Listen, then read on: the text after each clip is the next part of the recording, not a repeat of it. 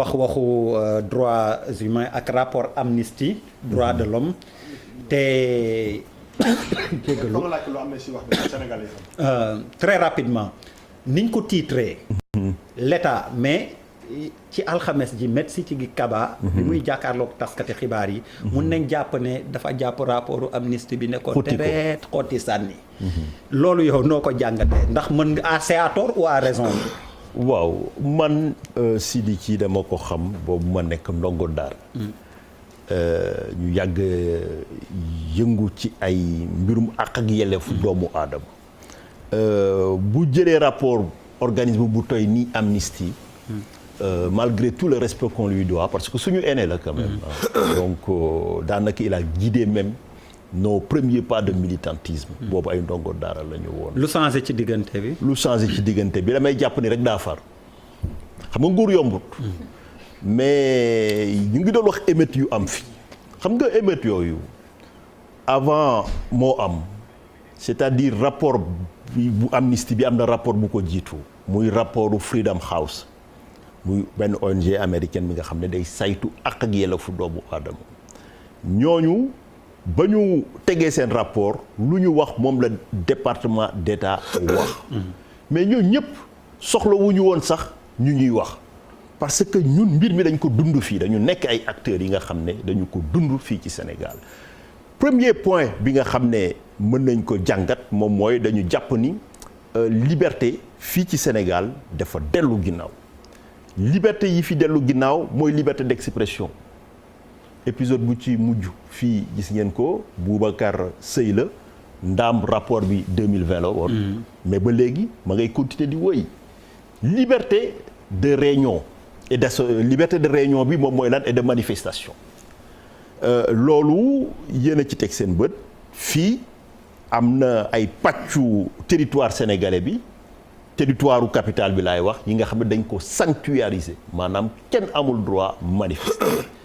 loolu kaka defoon muy Ousmane Ngom déjà ba mu ko jëlee moom mu ngi nekkoon ministre de l'intérieur kujje politique bi di xeex pour jot ci nguur malal xam na li may wax yàlla def ñu ñëw ba ŋànk ci bopp nguur gi tey ñoom ñu dellu di ñu exciper arrêter Ousmane Ngom organisation des défenses des droits de l'homme yi Amnesty Ligue sénégalaise des droits de l'homme ak man ak sama naataango Assane Dioma Ndiaye ñaari at ci ginnaaw attaqué nañ ko devant la Cour suprême Cour suprême jox dëgg rappeler la jurisprudence LDMPT bi nga xam ne depuis 92 mu ngi fii donc loolu Sénégal dafa continuer ne day maintenir législation boobu nga xam ne reposé wul ci dara mais beneen mbir mi aussi moom mooy fii ci rapport d'Amnesty bi dañu ne am na ay groupe population yi nga xam ne dañu leen expulser de manière forcée pour des projets souvent pour des privés wala pour des projets étatiques ñëpp gis nañ coono bi nga xam ne moom la impacté wu terre bi am xam nga dafa am droit de l'homme lu ko lal muy droit de propriété droit bi nga xam ne moo tax révolutionnaire yi jógee loolu daf ci bokkoon mais dafa ne yow bu nguur bëggee ñëw ne daf lay exproprier pour utilité publique laataa moo jël sa bien foog mu def indemnisation juste et préalable. ndàmpaay foog mu def la ndàmpaay gis nga ba sànq ci suba am na ña nga xam ne ña ngay continuer. donc loolu bu ñu ñëwee teg benn rapport bu mel noonu mi nga xam ne ci poñ yu bëri la parce que mën naa continuer di lim mais rapport yooyu laataa moo génn sénégalais yi ñoo génn depuis le 8 mars ba ñu génnee woy bi benn la woon ci benn pancarte doo ci gis en tout cas man gisuma ci ay nit taxaw naan dañu bëgg a liggéey emploi lañ doon wër président moo fël ci langue bi ne ñu comprendre naa leen ñu ne ko lu ñu la ko loo comprendre mu ne da ngeen a bëgg a wutab xëy ñu jàpp ne bon bu dee mën na solutionner baax na mais jàpp naa ne la taxaw nit ñi di ñaxtu woy bi benn la woon respecter l'état de droit respecter la démocratie ñu ngi doon xaar ci moom buy génn mu ne man danaa dakkal instrumentalisation de la justice dinaa rétablir liberté publique yi mais aussi dinaa lever les obstacles à l'indépendance de la justice donc loolu lu muy firnaal moom mooy rapport bi donc li ma la wax ni day firnaal ne ci ay poñ yu dëgër lañ ko samp léegi nag bu dee da nga nekk ci nguur moom maanaam mbirum droit de l'homme saa yuñ ko jibalee da ngay jéem a setal sa bopp. parce que loolu tey même pire dictature yi. ba ma nekkee avocat wu opposition bi ci Yaya Jammeh chaque fois bu amoon violé ko muy xeex contre Yaya Jammeh muy Gambie ñoom Sidiya Bayo ak ñooñu chaque fois bu ñu waxee violation des droits de l'homme état dictatorial day jën miim ko donc loolu yëgaluñu. dañu jàpp ne ñun lu ñuy wax du état Sénégal moo tax ñuy wax. mais ñoom ci seen bopp xam nañ ne loolu lu fës la fii que sénégalais yi génnoon bii passé. priorité bi nekkul woon emploi bu dee moom loolu la comprendre mooy comprendre wu dara ci ñaxtu yi nga xam ne moo fi amoon. beneen rapport boobu daa woowaat beneen rapport. muy mémorandum bi nga xam ne Sidiki Kaba wax na ko. mémorandum boobu du ma duggaat ci argumentaire bi. mais mémorandum bi mooy lan. mooy état du Sénégal dafa génne xaatim benn document. tënk ci maanaam. événement yi fi amoon xew yi fi amoon entre février ak mars. ñoom ci lu ñu wax. dañu jël tuuma yi ak toor yi lépp li fi am comme njombe ñu ne opposition bi moom mooy ndeyu mbill bi. du ñu dugg ci débat boobu. man de du ma dugg ci débat boobu. parce que ñun ñëpp ay sénégalais lañu. jarul naxante xamante nañ. donc par contre lu fi am ñëpp xam nañ ne loolu dernier épisode benn. couronnement benn violence d'état bi nga xam ne dafay exercer wu depuis 2012.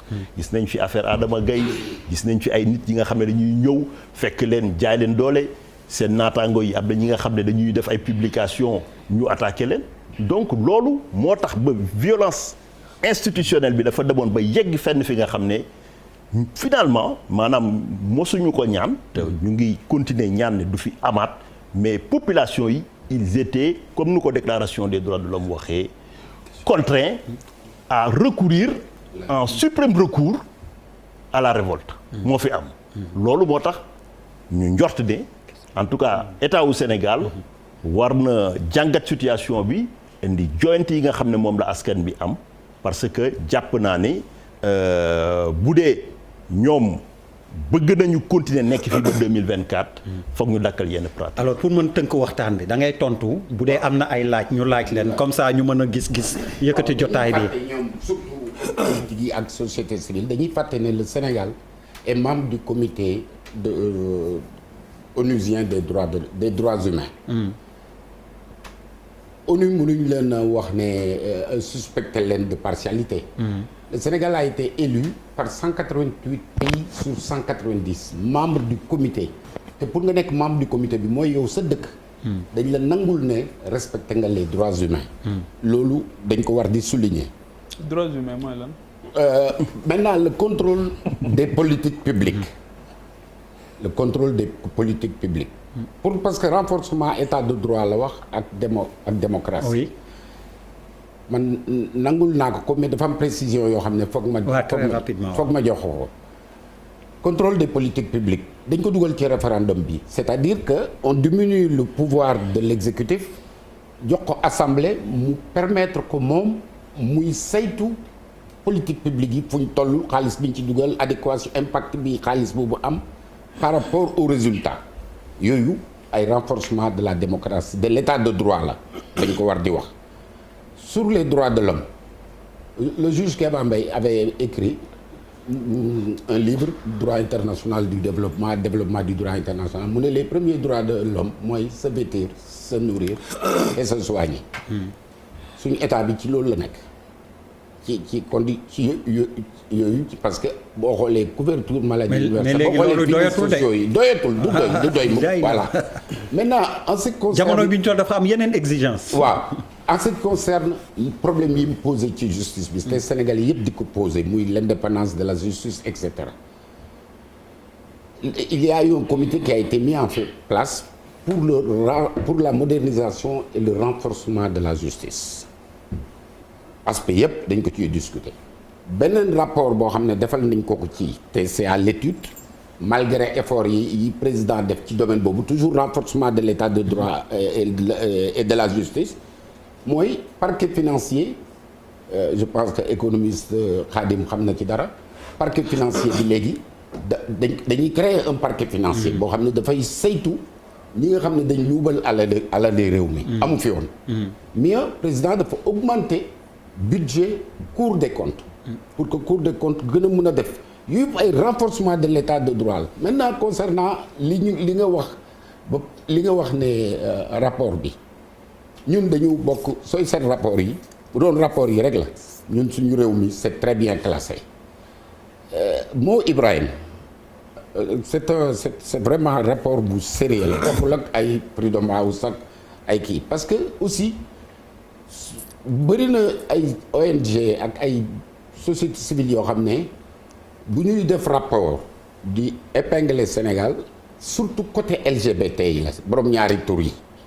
LGBT yi. waaw côté boobu Sénégal position bi mu ci jël ne du fi amee affaire yi borom ñaari tur yi la légalisation de l'homosexualité ak les gay parades du amee fii gis nga loolu lim ñu coûté il faut que ñu wax ko Sénégalais. dañ leen ci mere. torop sax dañu ci mere. dañu ci mere. il faut dire ça. dañu ci mere bu baax a baax a baax. parce que position yooyu boo ko jëlee ñooñu seen force bu ngeen ko xamoon rek. mu dañuy influencer li ko dalee ONU ba ci ONG yépp da nga am loo ci doon bëgg a wax dafa mel ni. waaw non man sama question benn question la am. boo paree parce que grand mi comme dañuy yàggatal. waaw en fait kon ñu dugal question waaw. parce que question contribution. waaw question contribution et je pense que loolu dafa am solo. mais grand.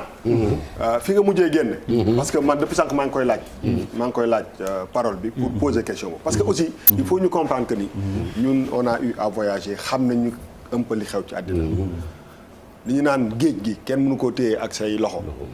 dafa am une réalité. et je pense que ñi nga xam ni ay droits de l'hommiste lañ. ñi nga xam ne dañu nekk ci société civile. il faut ngeen comprendre que ni. activistes yi boole leen. non damay wax rek en général.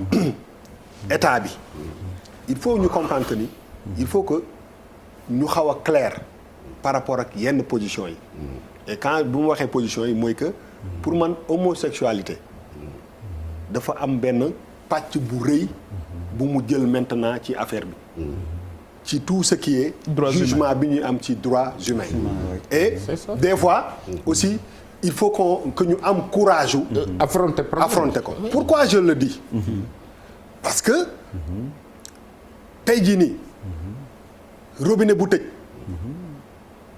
position yooyu moo ko gën a mën a indi quand je dis robinet bu tëj ndegam ci état lay tëjee asumaak ci ñi nga xam ne sax ay droit de l'hommiste lañ parce que avant d'être droit de l'hommiste je suis sénégalais avant d'être droit de l'hommiste maa ngi tudd Boubacar Ndour ñu tufli ko sama nopp bi ma nekk doomu jullit mu am nu may gisee te sama bakken bii loolu moo ma gën a lépp avant may nekk droit de l'hommiste dama nekk benn nit boo xam ne am naa nu may gisee am na nu ma mel te àddina bi nu muy doxee lobby boobu am na doole boo xam ne tey jii nii il faut que ñu ñemee taxaw affirmer suñu position ferme et cette position elle doit être ferme moo tax bu ma gisee que ni maître li nga wax bëri na yu ma d'accord mais dafa pàcc bi loolu jël il faut que aussi boo leen di défendre ngeen teg ko ci kaw table bi xaaral rek non dama ne pas tontu sax waru leen xaar réponse bi da ngeen ko war a boo leen di exposer da ngeen ko war a teg parce que mooy challenge bi gën a mag ci développement ci la bokk parce que jamono moo toll foofu toll na foo xam ni xam nga man damay wax ñi ngi wax sànq grand mi ngi wax sànq que ni boo seetaanee booy ñi ngi seetaan ay feuilleton ñi ngi seetaan ay man ma yor télé tu benn nit fakkas salaw sax kii nii ñu ne wéy ñi ngi nii di yàq suñu doom yi mais ñu nekk ci réew moo xam ne satellite naka Youssou Ndour daan waxee moo am satellite challenge bi ñu gën a mag mooy que suñu doom yi à partir de bu ñu xamee léegi dañ leen intégrer que ni loolu c'est devenu une réalité. Tous les films. oui ñu ngi ko ciy tout le contenu. yuy dugg ci réew mu mel ni Sénégal. mais contenu buy dugg ci dëkk. même bu dee liberté yi dañ leen accepter. dafa war a ressembler. à nos cultures ak suñu société. te loolu. ñun amuñu doole. restreindre loolu. tey jii nii. mais nit yaa ngi may dégg amul dara looy seetaan. dafa mel ni c'est une obligation ban façon de pervertir ay nit par rapport ak seen ay convictions moo gën a gaaw ko boobu mais donc pour man dafa am ay batailles yoo xam ne il faut que nit ñi am courage affronter ko bu fekkee ni mooy seen ngëm-ngëm parce que liberté loo ko munti wax am na fu jamono toll foo xam ne foofu que ñu bëgg ko ak nga bañ et lu ñuy gën a dem muy gën a metti parce que ça devient presque incontournable te quand même mënuñu nekk ci dëkk bi ñu ne bon ok effectivement marche dañ ko kii kenn bëggul ñu interdire marche mais ce volet là je pense que dañ koy raay trop Sénégal te loolu dafa xaar rek fu may foofu laay daaneel te loolu dafa am ñoo xam ne ñi ay imam lañu ci société bi lañ bokk ji nga réew mi bi mu waajee lakk il y a 1 mois ña ko fay affaire LGBT non ña ko fay ñooñ ñooy sookulu réew mi te ñooñu xam nga duñ ko dégg fenn donc dañu am benn mission boo xam ne il faut ñun ñu nangu ko assumer aujourd'hui position wu Sénégal même bu nekkee nii il faut que aussi bu ñuy wax rapport yi ñu bañ a jël loolu rek nëbb ko na le wax li ñu intéressé il faut qu'on parle de tout ce qui est dans le rapport xam nga li ma la bëgg et je pense que loolu c'est une importance et c'est un challenge bu mag par rapport ak ñi nga xam ne dañuy dox ci ak yelle parce que su ma gisee Seydi kii Kaba Seydi Gassama bon liiruma article mais j'ai vu le titre mais il faut ñu taxaw ci loolu. mais lu mu wax. waaw non man ne déggu ma ne heureusement man du ma wax lu ma xamul dama ne quand on parle de droit wu homosexuel non boo xam nga LGBT sax pour man da ngeen di kii. maanaam borom ñaari non Sénégalais yi seetaan xamuñu loolu de buñ ko suturaal maanaam borom non wax da nga koy ñeme wax mbirum ñaari tur yi booy wax aussi day leer. ñu ne Seydou Gassama en tant que sénégalais génn na wax na lii wala wax na lële lu mu ci mënti nekk. Sénégalais lambda bi moom dafa bëgg xamul ma moom xamul LGB xaw ma naka moom ñaari tur yi la wax. Sénégalais bi non dëgg la am na position bu te position boobu il faut ngeen leeral ko ba nga xam ne nit ñi aussi ils sont confortables parce que pour ñu bëri looloo leen ëppal solo fuuf. xam nga quand on convoque ay droits yooyu da ngeen dem ci international bi c'est intellectuel nit ñi loolu intéressé wu leen li intéressé Sénégalais lambda bi. moom mooy est-ce que lii ci na ko. oui tontu oui. est-ce que loolu jar na tontu. non dafa wax na ko intégré parce que ñoom seen stratégie parce que pour mobiliser dama lay wax. dama lay dagg. on vous accuse pas de vouloir défendre l'homosexualité. mais comme ci non ak dama lay wax ñu wax si mais ñu ëlëm xelu oui moo tax je lui redonne la parole qu'il précise s'il le faut. waxloo ay nit li nga xam ne. que dit le ñu ñëpp ay sénégalais. que dit le rapport. fii kenn gënul gëm yàlla kenn. kenn gënul respecter aada kenn. fii je pense que question boobu dafa am benn consensus national bi nga xam ne sénégalais yi boo jàppee sénégalais yi majorité wu sénégalais yi ñoom ñëpp tey jàpp nañ ne loolu àndul ak suñuy aada àndul ak suñuy diine loolu man ma gëm ko ñeneen gëm ko y compris Seydi Gassama mi ngeen di tudd par contre tey xam nga man li ma gëm ci àdduna ma mooy loo nekk da nga koy ñeme boo jiite doo ragal fii tey ñu ñuy jiite dañoo ragal lu tax ma ne dañoo ragal parce que dañuy dem xam nga Arabie Saoudite signé la déclaration des droits de l'homme mais ba ñuy signé ak yeneen déclaration sur les droits de la femme en matière de traité international dañ koy jàngal suñuy étudiants dafa am benn technique bu ñuy wax réservation des réserves c'est-à-dire technique u état réservataire maanaam traité bi benn traité bu global la bu ñu koy négocier mën nga ne suma délégation du ñu assister parce que point bii ñun du ñu ci engagé wu lu droit international prévoir moom mooy boo newee yow da nga réservataire disposition boobu du la appliqué wu mais aussi mënoo ko invoquer contre beneen état Sénégal seen problème lépp moom mooy dañoo am ay dirigeants yi nga xam ne dañuy dem bëgg lu neex bitim réew moom mooy laaj day am benn traité international ñu ratifier ko dans sa globalité sans réserve ni objection bu ñu ñëwee suba gars yi def ay mécanismes d'évaluation ñu gis ne am na benn discrimination par rapport ak engagement bi boo waxee ñu ne la Sénégal pays bu souverain la mais comme disait Jean-Jacques Rousseau l'obéissance à la loi qu'on s'est prescrite est aussi liberté bu ñuy ratifier benn traité international parlement moom mooy jox autorisation donc foofu mënatoo ñëw donc bu ñu bëggee bu dee ñoom mat nañ lu ñu doon. bu dee ragaluñu c'est quoi la situation du Sénégal. c'était situation du Sénégal dafa ratifier convention yooyu engagé wu pour bañ a def discrimination fondée sur le sexe. maanaam ou l'orientation maanaam du xàjjali du ñëw par parloo entre ku bokk lii ci orientation bi. léegi Sénégal. non ci convention yëpp. yi nga xam ne parce que question bi non dama leen ko wax du dañ kooku c'est ma spécialité. mais quand est-ce que Sénégal signé. Sénégal signé na ko. déclaration universelle des droits de l'homme. c'est l'aspect juridique. non dama ne l'aspect sociologique. non déclaration universelle des droits de l'homme en 1948. Sénégal ci disposition boobu defu ci réserve sur le fait que les États signataires s'engagent à ne pas appliquer la discrimination fondée sur le sexe. d'accord tey la ñuy wax. non mais dama lay wax non li ma lay wax tey la donc loolu ce qui veut dire que mu ngi suñu droit déglu ma wax tey bu ñu bëggee loolu dañ fi. coow dootul am nu ñu jàmmalee waa Arabie Saoudite ñu jàmmalee ñuy ko mooy lan mooy Sénégal dafa war a débattre foofu mu déposer ay réserves.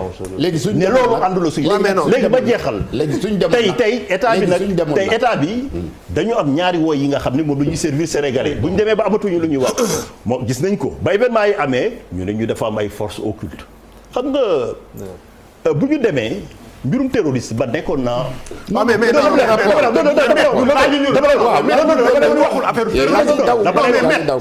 deuxième bi non buuba. non mais waaw ngay wax dama la déglu. mais réponse bi dafa non terrorisme bi non fu may jaar. dina rapport bi lan la wax ci affaire homosexualité ci laay ñëw boo ma dégloo di nga xam ne. maa ngi dégg nga.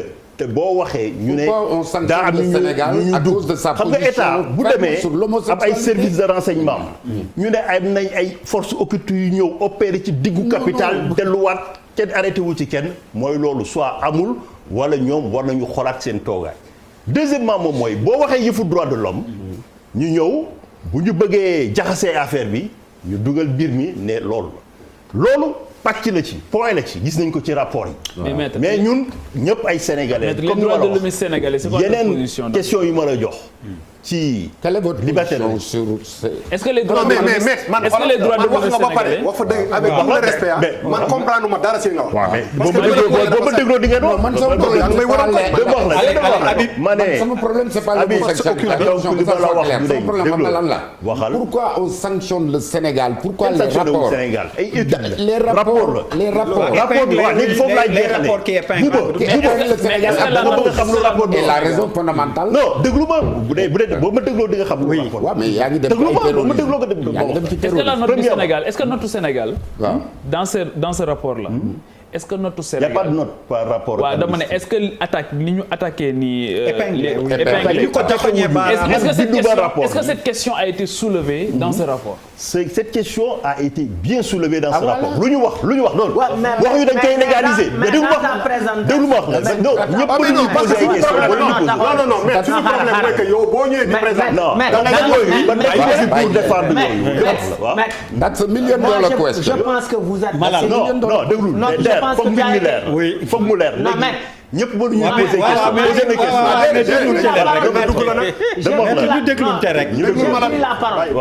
Moi je pense que tu as été assez vicieux et très politique dans ta démarche. Parce que dans ta présentation. wax nga ni Sénégal dellu na ginnaaw ci xañ doomu aadama yi. ay liberté ci ay liberté confisqué na ay liberté doomu aadama. restriction de l'espace civique wax nga ko fi. am na sax ay bërëb yoo xamante ne tudd nga fi Ousmane Ngom et cetera et cetera. Ce que nous n'avons pas compris. mooy durant tout ton développement. on sait que cette mais rapport dafa gudd. c'est une question essentielle. léegi vous me donnez l'occasion de la question de l'homosexualité occupe une place importante dans ce rapport-là. Mais je n'ai pas compris pourquoi tu ne l'as pas évoqué. Alors, pourquoi vous ne l'avez pas évoqué dans votre présentation. Déjà, c'est pas à toi que rien n'autorise en cela wax ma yan point laay énumérer parce que nekkuma fi defee di exposer.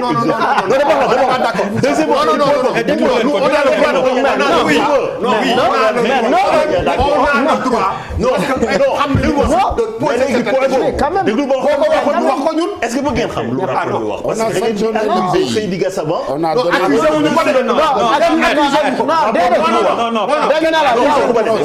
on veut juste que tu sois équitable. dama ne lan la ci wax. mais déglu est-ce que léegi mën naa leen wax lu rapport bi wax. mën naa leen la pression que les. waaw mais est-ce que mën naa leen wax lu rapport bi wax. lobby font. non y a pas de lobby li ngeen di wax dama wax rapport bi dama wax la déjà dama lay wax dan la rapport bi di bindoo rapport bi lu mu wax boobu mooy am na ay nit yi nga xam ne fii Sénégal dañ leen torturer wala ñu faagaagal leen sur cette base mais en aucun moment du rapport vous ne verrez ñu ne leen dañu war a légaliser wala dañu war a autoriser là je vous défie le rapport je l'ai envoyé à DER avant moi ñëw. Oui, sauf que les rapports sont très subtils sur ces non mais loolu yéen a ciy dugg. man li ma gëm naa ko man fii ci bopp gis nga bu ñu jëloon.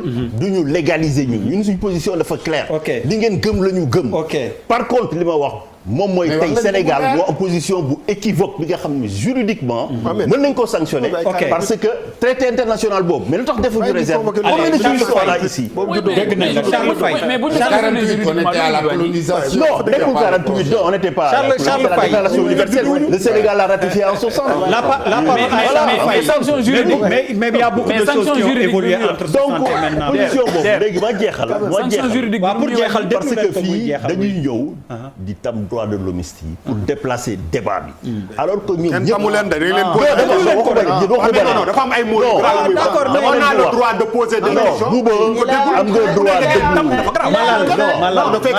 Malal ce qu'il fait c'est pas juste. non mais c'est pas juste on a fait que poser des questions c'est question yooyu ñu posé Malal ba pare question yi la loolu li ma leen wax man suñu position sama gëm-gëm wax naa leen ko man position bu Sénégal tey parce que yow yaa wax dans ton à l'entame de ton propos bi ñuy émission fii da nga ne nañuy doxal réew mi ci dëgg di wax nit ñi dëgg le mot dëgg man suma position dëgg benn yoon la génn fii ci émission bi te yow si sa gémmiñ la génne waaw léegi donc c'est pourquoi on voudrait que tu sois équitable dans ta présentation et explicite non c'est-à-dire déedéet non tu n'as pas été explicite du tout non wax ba lan nga bëggoon a dégg te dégguloo li ma bëgg a dégg parce que li la intéressé rek non c'est-à-dire da nga taxaw ñu lay woo feneen nga bëgg a daw et puis tu veux dire tu nous renvoies en 48 li ma leen wax gis nga DER yaa ngi dugg ci pièce bi mooy laaj mooy déplacer nañ débat sénégalais yi ba ñu génnee juróom liberté yi ñeneen ñi seen point yooyu non mais bu la intéressé di la rapport balaa ngaa posé bu la posé question te waxoo ko ok mais yéen ñëpp xaaral rek li ngeen di wax juste une précision maître oui ku nekk ak li la intéressé ci rapport bi donc en toute démocratie li nga ci évoqué mais expliqué naa leen jox naa leen sama position personnelle sama position non du affaire de masla wala yooyu malal non mais en toute démocratie c'est très important dans le avant alors Charles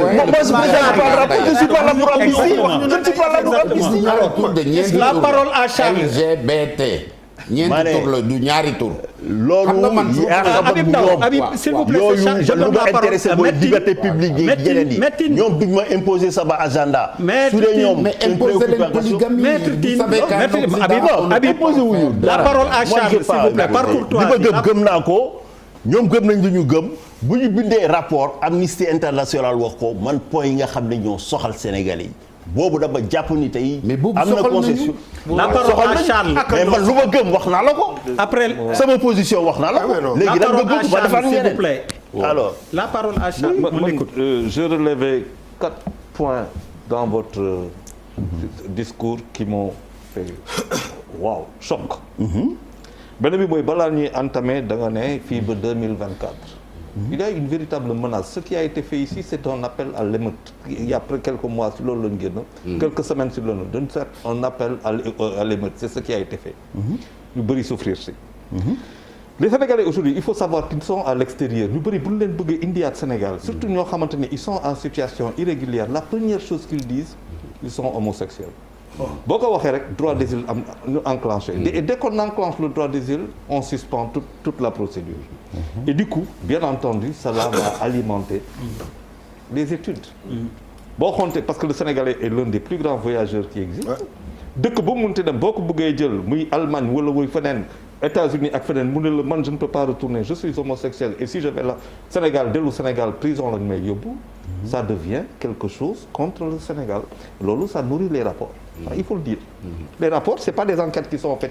non. ce sont ces choses-là. je suis pas d'accord parce que rapport bi. section sénégalaise bi mooy jël données yi ñoom Amnesty parce que ñaar la dafa am Amnesty International am Amnesty National ñaari bureau yi sax bokkul ñoom sont là sur le terrain dossier droit de l'homme bu ñu waxul ñu ne rapport Freedom House bi déglu dafa bëri ay ONG dafa bëri mais je précise je suis obligé de préciser parce que ça c'est la méthodologie du rapport. Oui, ok. Désolé de vous couper, Charles. Mais non, il n'y a pas de problème. La précision est faite, il continue. La collecte d'informations aussi se fait sur le plan international. Tey le Sénégal, le nombre de Sénégalais yoo xamante ne delluwuñu fii ba pare jox comme raison homosexualité dafa bëri à telle enseigne que nous on a les informations, mais aussi les organisations internationales elles ont les mêmes informations. kooku benn facture kii ko première chose. La deuxième chose boo xamante ne mooy balal lu muy wax dans tout l'exposé pàcc boobu waxoo ko et pourtant l'impact sur le rapport am na solo. am na impact na sur le rapport. ba nga xamante ni bu fekkente ne dafa am ay perception boo xamante ne nit ñi dañ ko si war a am day influer si kaw suñu perception boobu. Le président de la République avec qui on n'est pas toujours d'accord. mais dafa jël benn position qui me semble assez claire et de ce point de vue. Et très soutenu par les leaders de l'opinion dans ce voilà et partagé ko aussi y compris voilà de ce point de vue la troisième chose boo xamante ni pour dire comment c'est dangereux vous faites allusion à l'Arabie Saoudite c'est pas gratuit pourquoi l'Arabie Saoudite dans un pays à 95% de musulmans c'est-à-dire que c'est là qu'on devient absolument dangereux parce que c'est une communication subliminale. Merci. Non. Moi j'analyse. Parce qu'ils ont fait une réserve sur cette disposition. Non, il y a pas par la charia. Voilà, je veux dire que comment on travaille la mentalité. Beneen affaire boo xamante ne dafa am solo mooy que bu ñuy ratifier les conventions de droits de l'homme au lendemain de l'indépendance du Sénégal. C'est peut-être la première ratification qu'on a faite sur le plan international. La question de LGBT comme l'a dit Boubou n'était pas posée et aussi posée qu'aujourd'hui. Boubou dafa am loo xamante ne da nga ko wax man je regarde xam nga tu vois des films tu vois du ma citer chaîne bi tout le monde connaît ça. Il y a que ça. Mais tu n'as que ça. Aujourd'hui on est en train et le Sénégal fait quand même partie de ces pays qui fait face et difficilement parce que le soutien à ton économie. mais ñaata xaalis sur les 4 000 milliards ou 3 000 milliards de l'année dernière ñaata milliards ñoo jógee de l'extérieur et dans quelles conditions on te les donne. Alors ça veut dire que tey quand on veut demander une certaine souveraineté il faut qu'on se dise les vérités aussi. dañu ne par exemple sur la dafa am ay endroits yoo xamante ne kenn waru fa dem mais quand on veut marcher sur la place fële plateau ñaata hôpitaux ñoo fa ne. Donc les gens vont accepter de marcher au plateau, moi je ne parle même pas d'un gomme. Ñaari hôpitaux et on ne peut pas aller à l'hôpital, on ne peut pas amener la maman qui a fait une crise cardiaque ou bien le papa qui a fait une crise cardiaque parce que il y a des choses yoo xamante ne on ne doit même pas en discuter. Maintenant, le vrai problème qui se pose boo xamante ne pour ñun mooy que le président a raté une occasion extraordinaire en 2019 et notamment en décembre 2019 d'évacuer toutes ces questions-là. Toutes ces questions. Ça veut dire que c'est le rendez-vous raté du président le 31 décembre 2019 dafa am wax boo xam ne bu ko fa waxoon tey lii yëpp duñ ko dund. Et l'opposition qui sait très bien quand on parle c'est des émeutes il s'est passé quelque chose et les gens ont dit du fi dal du dem justice. C'est la première fois dans l'histoire du Sénégal. Et moi je ne peux pas l'accepter. Avec tout et la preuve mooy qu'il y a un juge qui décède et ça va dans tous les sens quoi. Ça va dans tous les sens mais non ça dëkk bi mënatul continuer si nit ñi ne dañuy terroriser dëkk bi quoi kooku mënatul continuer maintenant le président de la République comme on ko waxee il a 2 ans à 3 ans à tirer il a des jeunes à mettre à qui mais les rapports là je vous dis quoi les LGBT nous mènent la vie dure et il faut qu'on l'accepte. Allez Khadija Diakhaté. Je veux pas être l'avocate du diable.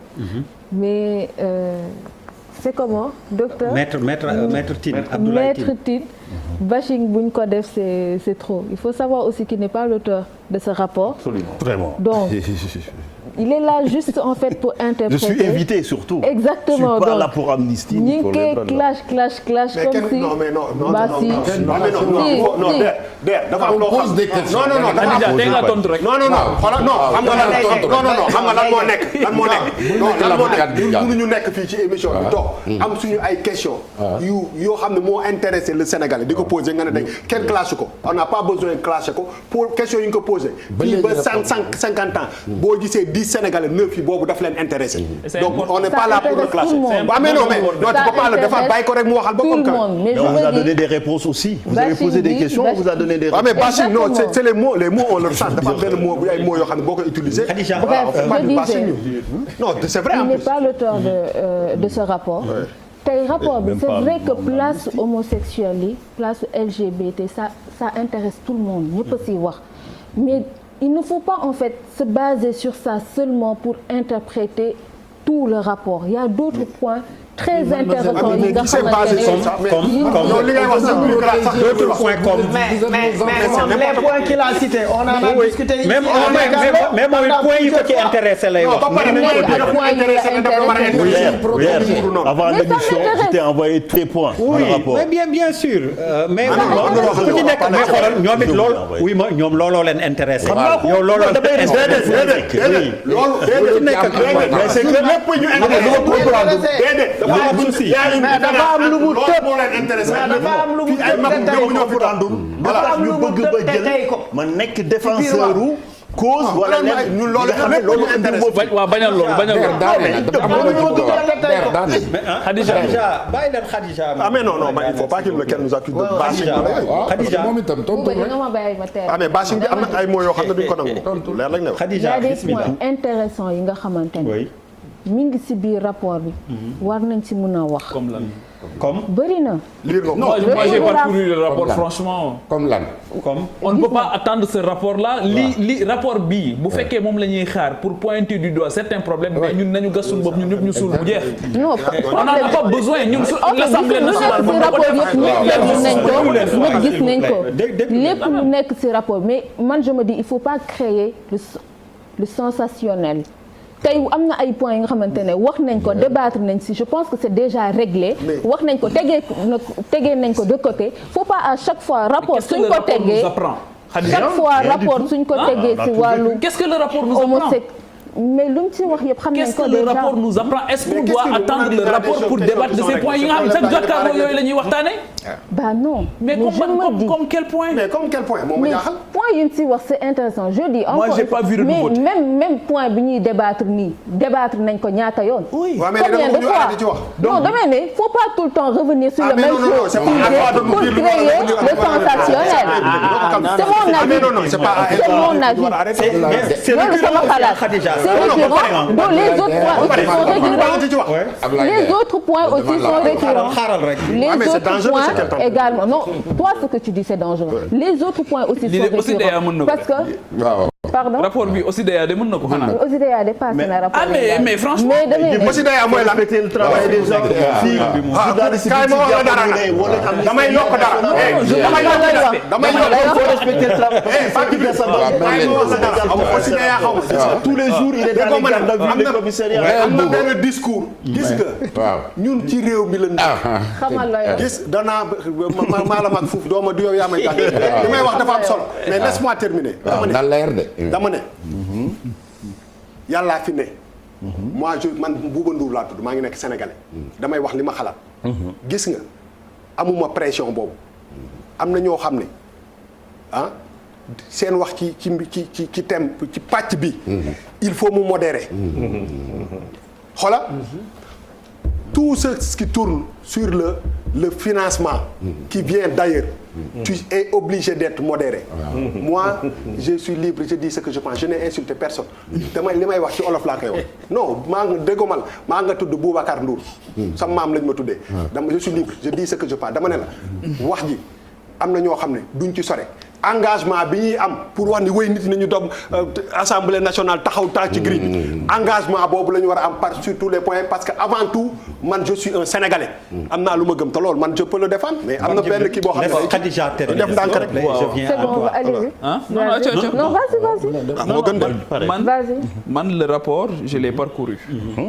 wax naa maître léegi ne ko manqué wu ma respect le travail de ces gens là moi je manque pas de respect mais dama wax ne sunu réew temps bi ñuy jël question c'était ça ma position par rapport ak rapport bi ñu fi wax léegi ne moo jóge woon Amérique nu mu tuddati Freedom House ma ne ñii ñun biñ ñu dugalee ci processus démocratisation 30 ans après ñun ñoo war a évaluer sunu démocratie bii xool ndax la ñu démocratie bi digoon ak ña nga xamante ni ñoo ko doon théoriser est-ce que li ñu démocratie bi dig jur na ko wala juru ko en termes de bien-être des populations parce que c'est ça si c'est pas ça la finalité d'une démocratie mais lan mooy finalité démocratie di enchaîner ay élections fukki yoon ak juróom-ñaar élections yoo xamante ni sax Union européenne moo la koy financer nga nekk ci chaque année nga dugg ci année électorale année ñaata temps la ñuy jëlal on perd beaucoup plus de temps sur ces questions-là cosmétiques que sur les vraies questions et que aujourd'hui man dama jàpp ne si l'Assemblée nationale joue son rôle correctement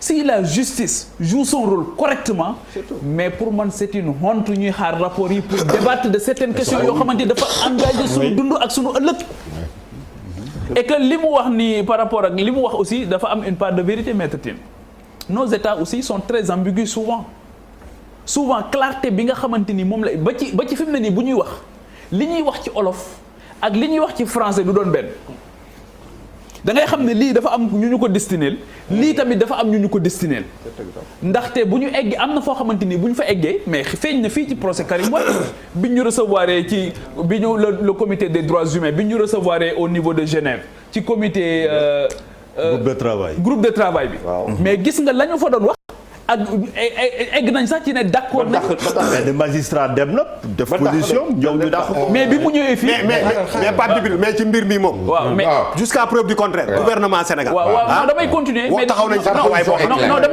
non damay continuer mais may leen ko muy wax ak lu mu signé mais ñun nag li mu wax ak li ñu gis ñu mën a continuer Pape Djibril continuer waaw léegi ma ne sur ces questions là il faut que buñ ci jël position ñu bañ ci indi benn amalgame le président de la République effectivement jël na ci position boo xamante ni gis nga dafa am question bu fi xewoon par rapport ak benn contrat bu ñu waroon a négocier mais le président s'est appuyé sur une certaine société civile pour pouvoir aller à la table de renégociation gis nga sunu nguur yi ñu am il faut souvent bu ñu sànnee bal bi que ñu nit ñi jël la balle au rebond loolu moo tax boo gisee sur ces questions-là la position de sëñ Babacar Sy Mansour muy la position de ñoom sëñ Mountakha ak ñoom ñëpp le clergé ñoom ñëpp c'est-à-dire que dañu nekk en droite ligne avec ce que le président veut ma préoccupation nag man te loolu laa doon laaj maître mooy ñi nga xamante ni ñoom ñooy les droits de l'hommiste est-ce que sur ces questions dañ ciy aider l'État du Sénégal wala ndax dañuy dem di aider les institutions internationales pour ñu dal ci kaw État du Sénégal man c'est ça ma question. ba nga dégg-dëgg. dafa ba inter. non dama ci am benn question bu ma ko. après ñu daal sa question après nga laaj wala dans le même sillage la. tey xam nga société civile bi fii ñi fiy wax droit de l'homme mën nañ leen lim. Alioune Tine Assane Dioma Ndiaye Seydi Gassama ak quelques-uns ñi nga xam ne avec les organisations féminines d'accord ñooñu ñëpp tey ma lim. parce que ku ci nekk pratiqué naa la xam naa la liggéey na ak yow tey position bu ñu am tey mooy position bi nga am Djibril moom la xalif général am moom la keneen am dégg nga tey doo gis benn ONG défense des droits de l'homme bi nga xam ne dem na bitim réew ne day jébbaane ci question boobu parce que xam nañ ne ñun tey amul benn société bi nga xam ne mën nañu imposer ku gëm le contraire je te défie nga lire rapport bi wax ba benn point bi nga xam ne rapport Amnesty bi laa lay wax de def nañ ko ci donc li ma bëggul mooy ñu jaxase xelu Sénégal jaxase xelu sénégalais yi mooy lan mooy tey ñëwoon nañ fii gis nañ li fi xew ñu waroon wax ci état de droit waroon wax ci commission d'enquête impartiale bi nga xam ne moom la ñu bëgg a proposer alors que am nañ justice bu nga xam ne mën na lijjanti problème bi est-ce que loolu nar a te nekk obstacle par rapport à la manifestation de la vérité parce que bu commission d'enquête bi waxee ni yow seetal nañ la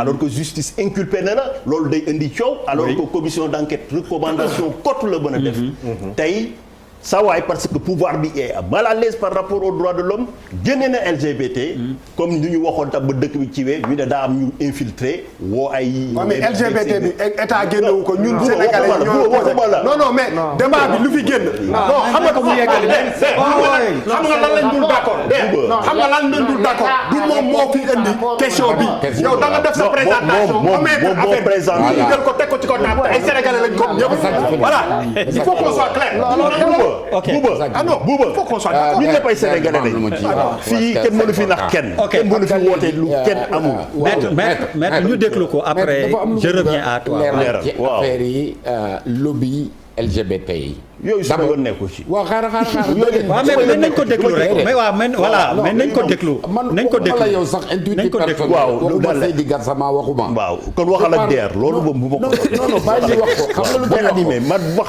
posé dama question répondre naa waxal ak DER COSIWA gi yëpp ONG yi boolewu ma leen déglu dafa am benn affaire à la recherche de fonds utam xaalis ak ki lay financé souvent dina la def loo xam ne da ngay agir contre le patriotisme. am nga preuve li ngay wax des intérêts mais ma rek suba dinaa ñëw. am nga preuve li ngay wax nii yow. waaw defal naa ma wax la comment ça se passe. ñu ngi lay déglu. je travaille dans l'international. mais ñëppay travaille dans l'international. waaw man laay wax li tax man yow yaa may laaj ndax xam naa preuve ndax xam naa. waaw donc xam naa what time is it donc su ONG yu bëri dañuy dal ci Sénégal à travers des rapports. parce que tout simplement li gën a am maanaa ci affaire bi mooy position bi nga xam ne moom la gouvernement bi jël. lobby yi du ñun rek du pays yëpp organisation yi am doole yëpp su taxuloon nag les relations particulières yu président par exemple am ak la directrice générale du fonds monétaire pour ñu lever fa xaalis sax problème la pression bi ñuy def ci état bi on a raté des financements. Il y a des financements yoo xam ne dañ ko raté quand l'UNESCO a voulu faire parce que ñun mun nañ signer le cadre la loi cadre mun nañ signer le traité dans son ensemble mais dafay am disposition yoo xam ne on n'est pas obligé de les respecter. mooy est-ce que di ngeen def réservation yi muy wax. waaw c'est-à-dire réserve yi. les droits dafa am nu mu la loo. waaw mais moom dafa commencer dans son développement. moom maître moo tax mu jaaxal ma. bu commencé di wax ne non Sénégal daf ko signé donc warul dellu gannaaw. non looy bu dama wax loolu ba waxul. dama ne Sénégal ci boppam. signé na traité bi ratifié na ko parce que ñoom loolu. parce que pour mën a jot ci financement yi. mooy tax que ñemewuñu def réserve foofu. parce que kon day leer daaj. donc seen taxawaay moo am ambiguïté. maanaam bu ñu ñëwee comme ñu ko Pape Djibril waxee. lu ñuy wax ci olof. lu ñuy wax ci tubaab. léegi ma daane damay daane c'est-à-dire que de la même manière yaa ngi reproché état bi ne réserve yi moo xaalis fooyee tax. ñemewuñoo def réserve. de la même manière su ma nekkoon président du ma jël fonds yi buñ ma joxul ñoo xam parce que dama gëm li ma gëm. de la même manière.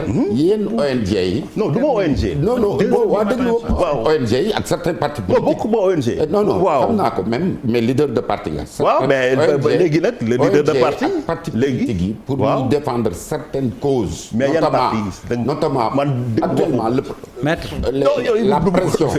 la pression des LGBT. d'abord damay leeral leen. Président Macky Sall il n'est pas contre les LGBT. Les Sénégalais ne sont pas contre les LGBT. non.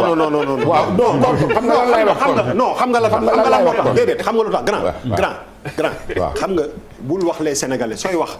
yow waxal sa bopp. ku nekk ak sa ay conviction ak sa ngëm. xam nga contre bi. voilà le président n'est pas contre. non xaaral ma gën a leeral. waaw mais oui on va comprendre. c'est-à-dire non parce que non grand à chaque fois que nga bëgg tëj rek am lu bees lu dekki. David li mu wax moo gën a grave li métti wax. Pape Djibril xoola xam nga dafa am dara. waaw mais moo tax Sénégal la ñu ne. waaw mais moo tax xoolal dañu nekk Sénégal xam nga tax am na yenn yoo waxal lu la engagé yow. waaw voilà moo tax ñu war a déglu lan mooy loolu. Pape Djibril nañ ko bàyyi mais waxal sa bopp rek. mu ne le président déglul mooy wax ñu dégg. ñoom waa ONG yi défendre affaire yi ak yelleef. waaw ak ñiy bind rapport yi. waaw ñooñu ñëpp ils font pression sur le Sénégal parce qu'ils pensent qu'au Sénégal ñun affaire yi góor jigéen dañ ko dàq wala dañ ko xeex wala dañ ko sànni fii yàgg na am ay góor jigéen. waaw mais non grand.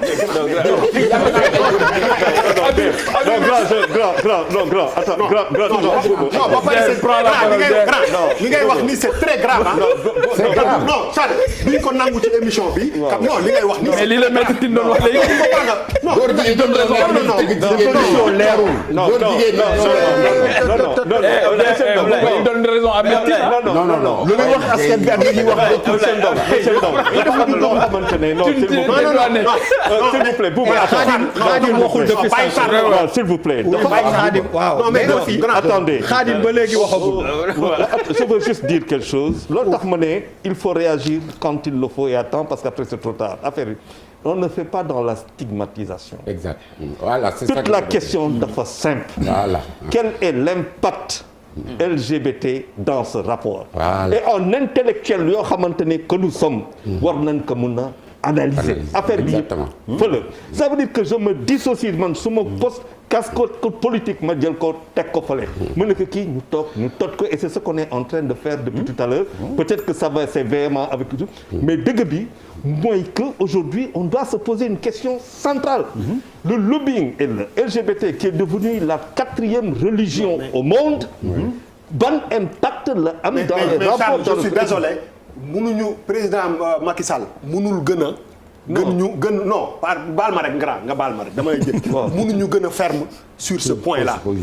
non Charles xam nga man damay xoolal c'est-à-dire que pour man. amul nii. mënuñu gën a ferme. président Macky Sall mënuñu gën a ferme sur ce point là. quand les choses il faut nga wax leen ñu leer. nga xam ne lii mooy suñu position. mais Khadim ba léegi dégg xam naa ne yow économie la fi indi woon ak yëpp mais il a envie de. non attends mais mais quand même il faut dama ne encore une fois. Si nous ne réfléchissons pas en intellect, ça ne le fait pas. Kan moo fi mun a toog waxtaan avec les organisations internationales du Pape Djibril du Bouba du man ce monsieur s'appelle Macky Sall c'est le président du Sénégal il parle en notre voix ñun ñoo ko jox kaddu ñoo ko jox lengey il parle pour moo leen jox pignon sur rue au Sénégal. Alors attends Khadim juste il a envie il faut qu'on lève la séance. Khadim a envie de parler. Deux choses. Nous sommes un pays de 99% de croyants. Macky Sall ñàkk dof moo tax mu bañ ko. xam Sénégalais yi moo tax. waxi parce que xam na ni. xëy na am na fu Sénégalais yi taxawee. mais tamit dafa am loo xamante ni gis nga ni mu koy bañee ci kaw na koy bañee ci suuf tamit. Sénégal dafa toll foo xamante ni waxuma la sax Afrique ci boppam dañoo toll foo xam ne loolu dañ ko war a bind ñoom. dem teg ko ca table de négociation waxi góor jigéen bu leen ko waxati suñu dëkk. bu leen ñëwati sax indi indicateur boobu di ko natt. exactement parce que indicateur boobu ñu ñëw indi di ko natt. loolu moo dul yoon. war ñoo yab goo xamante ni nga xamante ni ñoom bu ñu ñëwatee di ñu natt. parce que loolu tamit je comprends Maître buy wax am na yeneen yoo xamante ni mun na am. injustice. mais ñun waxi góor jigéen ci boppam la Sénégalais. moo ñu préoccupé tellement. yu bëri dañu rëcc ba donc état bi na bind. ne lañ bu ngeen ñëwati di ñu nattati. waxi góor jigéen la teg leen ko fële parce que Sénégal bu ko président nangu woon sax du fanaan pale. alors pour dépasser ce débat là. et vraiment très rapidement dafa am lu am solo lu mu wax aussi. actualité daf ñu dab mënuñu ko bañ wax Pierre may ma foofu après ñu dem gis-gis. commission nu mu tuddati d'enquête bi nga évoqué. Sidiki Kaba lors du point de presse démb daf ko wax. est-ce que effectivement lu mu wax loolu du indi problème ci biir problème bi bu commission d'enquête bi nee nii ñi nga xam ni ñoo war a force de défense et de sécurité def seen liggéey enquête ne nële. ndax loolu du indi problème. du ko indi commission d'enquête bi composition bi ci boppam. mooy nekk multisectoriel. c'est-à-dire que ñëpp ciy ñëw ci commission d'enquête bi opposition société civile. ONG yi évidemment les partis politiques et cetera. mais commission d'enquête bi su paree rapport am jotewul ak rapport yi police ak gendarmerie ak armée. parce que ñoom seen rapport. pare na dem na. mais comme c'est confidentiel c'est destiné à l'autorité bokkul ak commission d'enquête bii nga xam ne moom la wax démb. ok genre jury d'honneur laa ci wax. waaw ma ne man ci li ma xam. jàng ko pratique ko. ci mbirum commission d'enquête. dama jàpp ni tey ñaari mbir a am. xam nga fii dañu fi amoon déjà yeneen violence policière du guléet. am nañ ko 2012 Maak Assane nekkoon nañ avocat au collectif de violence électorale. État 5 commissions indemnisation des victimes ñu jël ay représentants aux victimes yi jël ay forces de sécurité et de défense jël police jël gendarmerie ba pare ñu woo ay nitu société civile ñu mais loolu mbirum indemnisation la woon maanaam dañuy xayma ndàmpaay rek bi nga xam ne dañ la koy teg mais tey nature débat bi dafa changé parce que bu ñëwee déjà dafa am séparation des pouvoirs justice saa yu nit génnee àdduna am na ouverture information judiciaire bi nga xam ne c'est en cours juge bi mu ngi liggéey juge bi dafa war a aboutir ci ay conclusions léegi tey mënuñu am benn kuréel yi nga xam ne mën na gën a xarañ pour def liggéey bi que justice parce que ñooñu ay enquêteurs professionnels lañ ay magistrats professionnels lañ donc man may politicien opposition wala keneen bu ñu woowee mën nañu ñëw rek bokk xumbal wala ñu def leneen muy pouvoir mais du benn valeur ajoutée bu muy indi par contre dafa am ay gàllankoor yu mu mën a indi comme mooy mën na nekk obstacle à la manifestation de la vérité parce que commission bu commencé liggéey est-ce que juge d'instruction day dakkal wala procureur day arrêté loolu question buy posé wu deuxièmement moom mooy tey bu ñu ñëwee ñu ne malal gaañ nañ ko ci manifestation yi commission bi ne gaañuñu ko léegi ban dëgg la ñuy jël ci ñooñu et puis tout au plus ay politiciens lañ duñu ay professionnels comme nu ñu toogee fii tey ci jotaay bi di wax suñu xalaat la ñuy joxe suñuy position peut-être ñun ku ci nekk am na fi nga far wala am na li nga bokk même inconsciemment gis nañ ko ci question bi sànq gis nañ débat bi nu mu dalee alors que sànq c'était dépassionné parce que ku ci nekk da ngay wax parce que daa am li la mooñ li la gëm ñun ñëpp maanaam même bu dee lu ñu ko doon waxee bokkul ñun ñëpp ku ci nekk ci ñun parce que ñoo màggandoo fii ci réew mi xam nañ suñuy position à peu près ci biir loolu donc loolu mooy li ma jàpp ni commission bi moom loolu idée boobu dañ ko war a teg ci suuf jox justice bi ay jumtuwaay mu def liggéeyam bu ñu bëggee mën nañu am ay conclusions yi nga xam ne ils vont faire autorité parce que commission suba ay recommandations lay def les recommandations ku koy appliquer gis bu njëkk bi coow loo xam ni it dafa fësoon ci ay bés bi commission bi nga xam ni mooy saytu séntu weer wi mujj nañ def comité boo xam ni comité provisoire la Ahmed Cissé Ndiéguène moo ko jiite ak docteur Mohamed Bouchra Dieye Oumar Dieye ñoom ñett Oumar Diène